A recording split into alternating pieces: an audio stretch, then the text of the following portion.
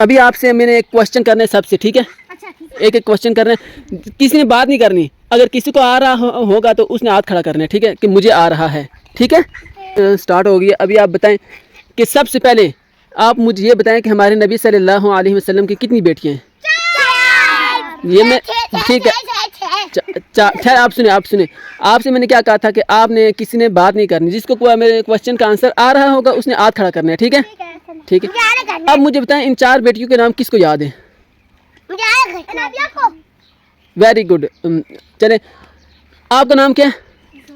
जोया। जोया, आप मुझे नबी अलैहिस्सलातु वस्सलाम की सबसे बड़ी बेटी का नाम बताएं।